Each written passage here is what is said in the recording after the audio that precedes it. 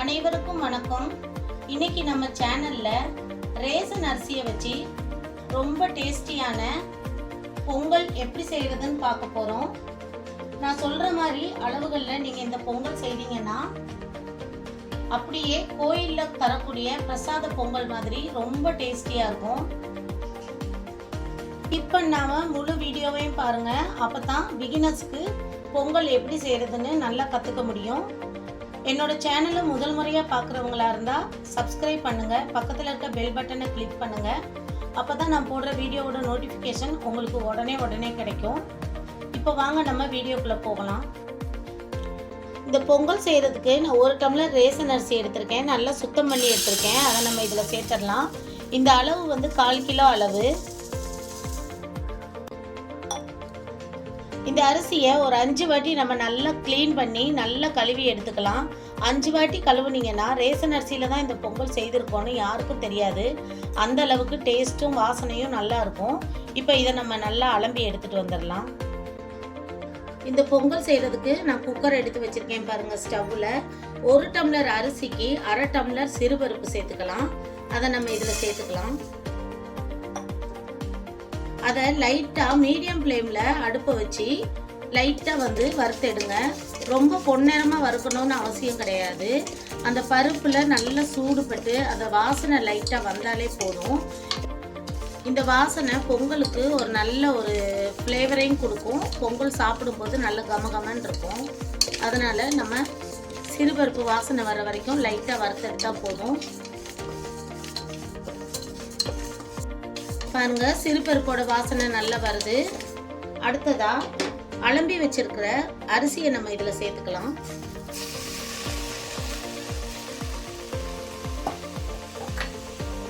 இதில் 2 பச்சை மிளகாய் கட் பண்ணி வச்சிருக்கேன். அதையும் நம்ம இதில் சேர்த்துக்கலாம்.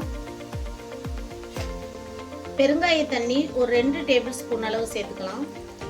இந்த பெருங்காய தண்ணி சேர்க்கும் போது இந்த பொங்கலோட வாசனை ரொம்ப நல்லா இருக்கும். இந்த பொங்கலுக்கு 1/2 டம்ளர் நான் மொத்தம் எடுத்திருக்கேன். 1 டம்ளர் அரிசி, 1/2 டம்ளர் பருப்பு. தண்ணி சேர்க்கும் போது அதில் 3 பங்கும் 1 டம்ளர் எக்ஸ்ட்ராவும் சேர்த்தாதான் பொங்கல் நல்லா இலக்கமாக வரும். நான் 5லிருந்து 5.5 டம்ளர் தண்ணி நான் சேர்த்து வச்சிருக்கேன். அதை இப்போ இதில் சேர்த்துக்கலாம்.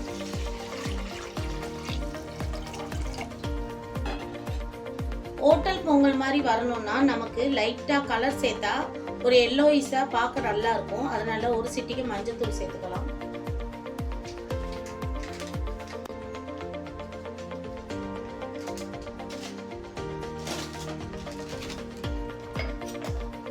அடுத்ததா இதுல ஒரு 3/4 டேபிள் ஸ்பூன் சால்ட் சேர்த்துக்கிறேன்.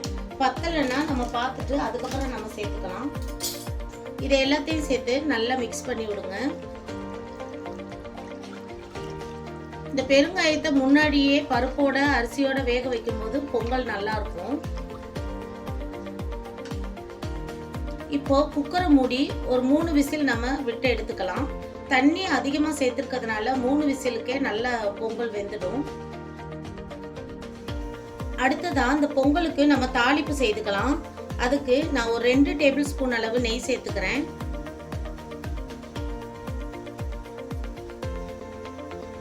அதில் இந்த பொங்கலுக்கு தேவையான அளவு நம்ம முந்திரி சேர்த்துக்கலாம். நான் ஒரு 7-8 முந்திரி எடுத்து கட் பண்ணி போட்டிருக்கேன். உங்களுக்கு வேணும்னா இன்னும் கூட நீங்கள் அதிகமாக சேர்த்துக்கலாம். அதோட 1 டேபிள் ஸ்பூன் ஜீரகம் சேர்த்துக்கிறேன். 1 டேபிள் ஸ்பூன் மிளகு சேர்த்துக்கலாம். கொஞ்சமாக கருவேப்பிலை சேர்த்துக்கலாம். 1 டேபிள் ஸ்பூன் அளவு இஞ்சி குட்டி குட்டியாக கட் பண்ணி வச்சுருக்கேன் பாருங்க. அந்த இஞ்சியை நம்ம சேர்த்துக்கலாம்.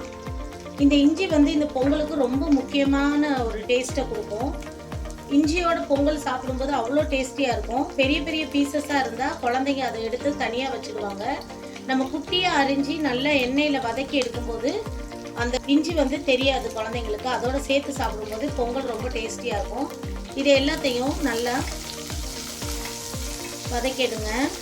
மீடியம் ஃப்ளேமில் வச்சு நல்லா ஃப்ரை பண்ணுங்கள். அப்போ தான் இஞ்சி வந்து நல்லா ரோஸ்ட் ஆகும். இது கூட நான் 100 கிராம் ரீஃபைண்ட் ஆயில் எடுத்து வச்சுருக்கேன். அதையும் நான் இதில் சேர்த்துக்கிறேன்.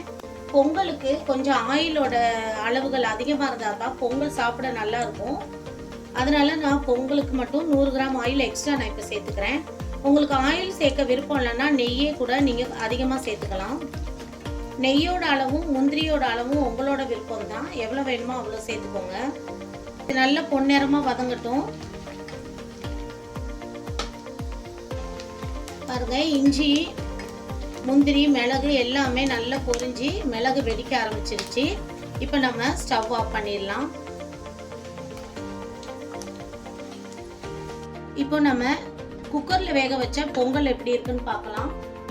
பாருங்க, சூப்பராக வெந்து வந்திருக்குது. நல்ல இலக்கமாக இருக்குது. தண்ணி அளவு கரெக்டாக வச்சிங்கன்னா பொங்கல் பாருங்க நல்ல இலக்கமாக வந்திருக்குது. இதில் இப்போ நம்ம வறுத்து வச்சிருந்த அந்த பொருட்களை நம்ம சேர்த்துக்கலாம்.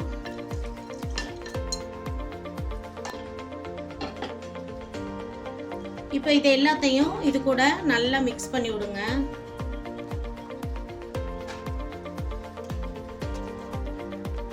உங்களுக்கு கொஞ்சம் ஆயிலும் நெய்யும் அதிகமாக சேர்த்தா தான் அந்த டேஸ்ட் ரொம்ப நல்லா இருக்கும். நம்ம ஒரு ரெஸ்டாரண்ட்டில் போய் சாப்பிட்ற அதே டேஸ்ட் வரும். அதோட அளவுகள் வந்து உங்களோட விருப்பம் தான். நெய் முந்திரி ஆயிலை பொறுத்த வரைக்கும் உங்கள் விருப்பத்துக்கு எவ்வளோ சேர்க்கணும்னு நினைக்கிறீங்களோ அவ்வளோ சேருங்க. பாருங்க, நல்லா மிக்ஸ் பண்ணியாச்சு. இப்போ இதை நம்ம வேற பவுலுக்கு நம்ம மாற்றிக்கலாம். பாருங்க, சூப்பரான பொங்கல் ரெடி ஆயிடுச்சு. ரேஷன் அரிசியில் வச்சு செய்திருக்கோம். சாப்பிட்றவங்களுக்கு இது ரேஷன் அரிசினே தெரியாது, அவ்வளோ டேஸ்டியாக இருக்கும். ஹோட்டல்ஸில் போய் சாப்பிட்ற டேஸ்ட் கிடைக்கும். கோயிலில் தர வெண்பொங்கல் அதே டேஸ்ட்டில் அப்படியே கிடைக்கும். நான் செய்திருக்க அளவுகளை கரெக்டாக ஃபாலோ பண்ணுங்கள். நான் செய்திருக்கிற இந்த வெண்பொங்கல் உங்களுக்கு பிடிச்சிருந்ததுன்னா என்னோட சேனலை லைக் பண்ணுங்கள், கமெண்ட் பண்ணுங்கள், சப்ஸ்கிரைப் பண்ணுங்கள், பெல் பட்டனை கிளிக் பண்ணுங்கள். அப்போ தான் நான் போடுற வீடியோவோட நோட்டிஃபிகேஷன் உங்களுக்கு உடனே கிடைக்கும். என்னோட இந்த வீடியோ உங்களுக்கு பிடிச்சிருந்ததுன்னா உங்கள் உறவினர்களுக்கும் நண்பர்களுக்கும் ஷேர் பண்ணுங்கள், சப்போர்ட் பண்ணுங்கள். தேங்க்யூ.